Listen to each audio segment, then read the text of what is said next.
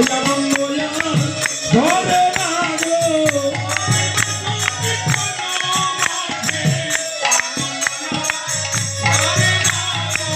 চৈতন্য কীর্তন মাঝে হরি বল হরি বলে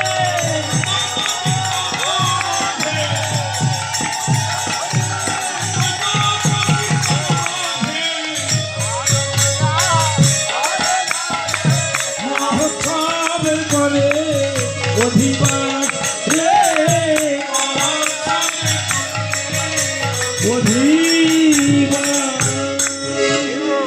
মহোৎসবে তারা অধিবাস করতেছে। এবার খলমঙ্গলি করার জন্য গামছা দেওয়া হয়েছে। তা কি ওই মোবাইল মাথার দিয়ে ছোঁয়ার জন্য?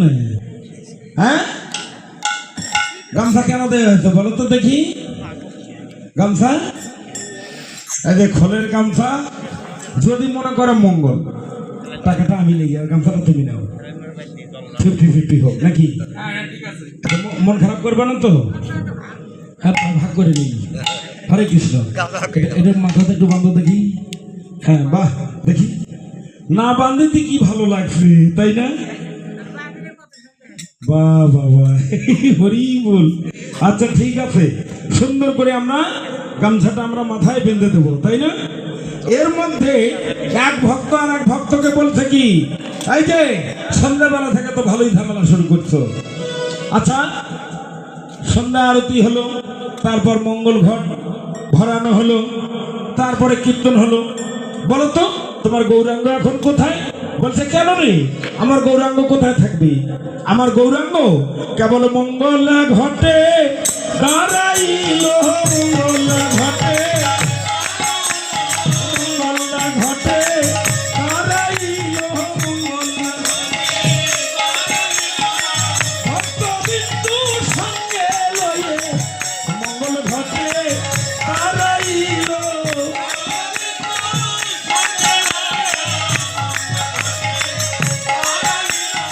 এই যে শোনো শোনো, নাহং তিষ্ঠামি বৈকুণ্ঠে যোগিনাং হৃদয়ে নাচ মদ ভক্ত যত্র তিষ্ঠামি তত্র গায়ন্তি হে নারদ। ভগবান বললেন আমি বৈকুণ্ঠে থাকি না, যোগীদের হৃদয়েও থাকি না। আমি কোথায় থাকি? যিজন আমাকে আত্মসমর্পণ করি, হা গৌরাঙ্গ প্রাণ গৌরাঙ্গ বলে কাঁদে, আমি সেই বৃহৎ নবদ্বীপ ধাম পরিহার করি। হরি বল।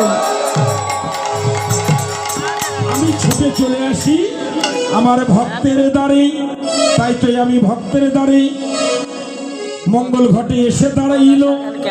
মঙ্গল ঘটে দাঁড়িয়ে আছে না কিছু করছে? বলছে কেন দাঁড়াবে কেন? চাই দাঁড়িয়ে মঙ্গল ঘটে দাঁড়িয়ে না না, মঙ্গল ঘটে এসে পদার্পণ করে কি করছে জানো? যেন গৌরাঙ্গ নাচিছে, গৌরাঙ্গ নাচিছে, বল হরি বল হরি বলে গৌরাঙ্গ নাচিছে,